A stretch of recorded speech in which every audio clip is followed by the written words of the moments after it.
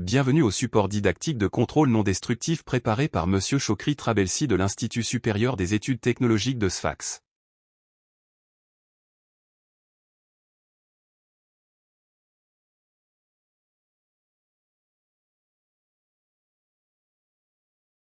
L'examen visuel est le premier des procédés de contrôle, très simple de mise en œuvre mais très riche d'enseignement et le plus général car elle permet de préciser le mécanisme de mise en jeu dans toutes les autres techniques.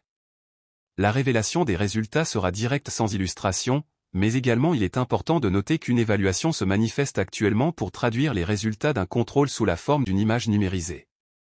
L'examen visuel direct des pièces peut constituer un contrôle suffisant pour la détection des défauts débouchant en surface par exemple, mais il présente des limitations suivant les natures des défauts ce qui justifie l'éclosion de toute une gamme de procédés de contrôle. L'observation de la surface d'un objet nécessite une source de lumière d'intensité et de longueur d'onde compatible avec l'aptitude naturelle de l'œil de l'opérateur exécutant l'examen.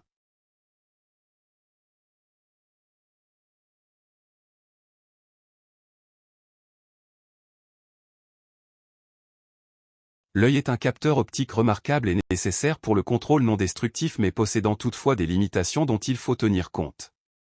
Les paramètres nécessaires pour l'examen visuel sont: acuité, angle d'observation supérieur à 30 degrés, champ de contrôle 120 degrés, distance d'observation à moins de 600 mm.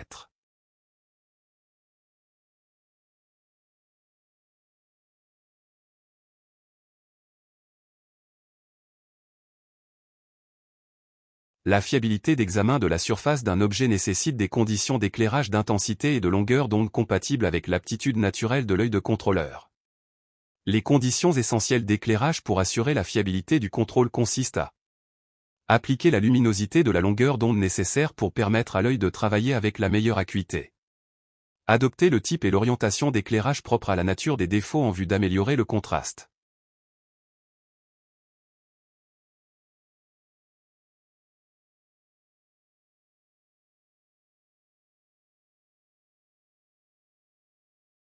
Il s'agit des instruments d'optique permettant d'accroître les performances de l'œil, exemple, loupe, microscope métallographique.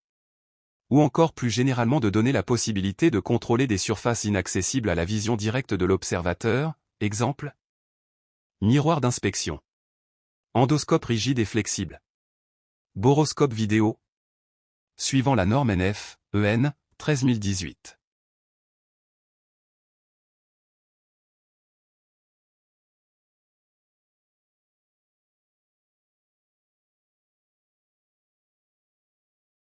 L'examen visuel est basé sur des personnels nommés contrôleurs, la formation ainsi que la compétence sont exigées afin de bien prendre une décision convenable pour le contrôle.